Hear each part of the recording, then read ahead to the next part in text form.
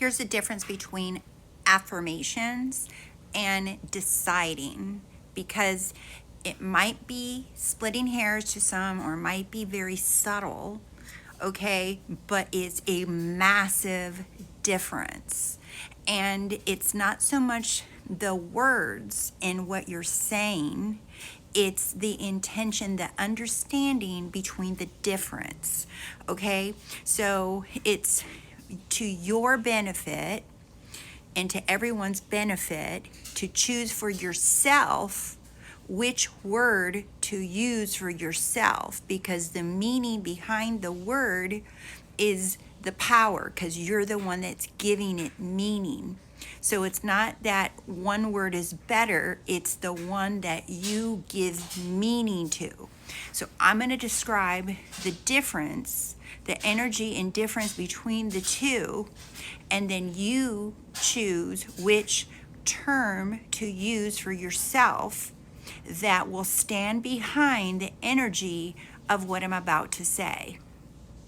An affirmation can many times be misconstrued as something or someone that is, you're hoping that what you're saying will work. If I say it enough times, that my subconscious mind will accept it. Newsflash, your subconscious mind never rejects anything. Nothing and no one is ever against you. Remember, I said that in another video. Your subconscious mind never says no. So you don't have to pound it into submission, okay? So affirmations many times give the idea that you have to convince yourself, force yourself. It's a feeling of controlling, making something happen against someone's free will, which there isn't, right? That you're pushing, forcing, demanding, all of those kind of things, that you have to say it enough times to get what you want. There's a feeling of earning it, that you got to make it happen somehow, okay? That's a lot. Most of the time when I hear people talk about affirmations, that's the energy. And I can tell just by reading a simple comment, I can tell immediately the energy behind it, okay? Or when someone talks or asks a question. Oh, just keep persisting. Persisting is another form of affirmation, of hoping, controlling, chasing, forcing. In other words, you're affirming it because you don't believe it, and you're trying to get yourself to believe it, okay?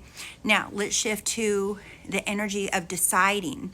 Deciding is something that you do every single day. When you go order a coffee or a burger or a sandwich, or you're at the grocery store, and you're deciding, when you look at your phone and someone's calling, you're making a decision on whether or not you want to pick up the phone. You make a decision on which coffee, what size drink you want. You're deciding.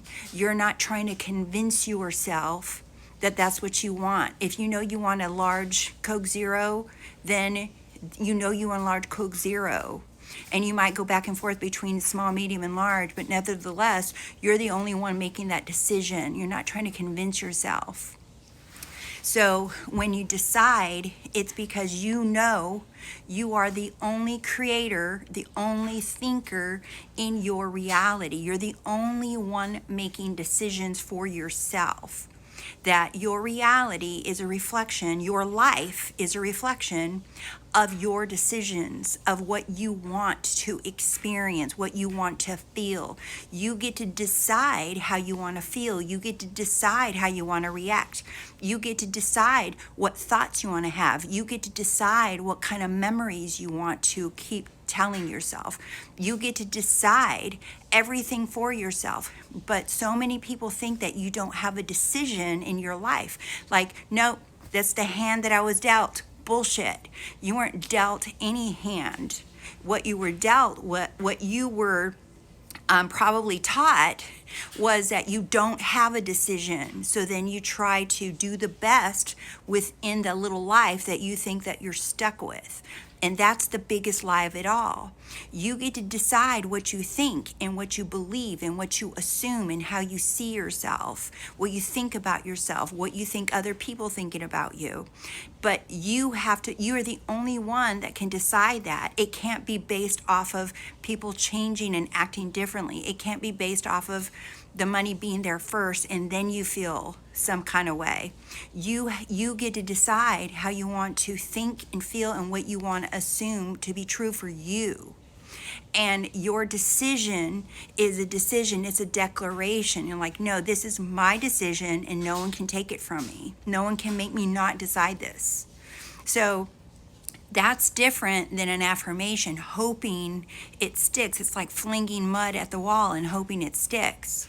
You're not forcing it. When you know that you are the only creator of your reality, and you are, we all are, you are the creator, and you must decide what you want to think, feel, assume about anything and everything and everyone.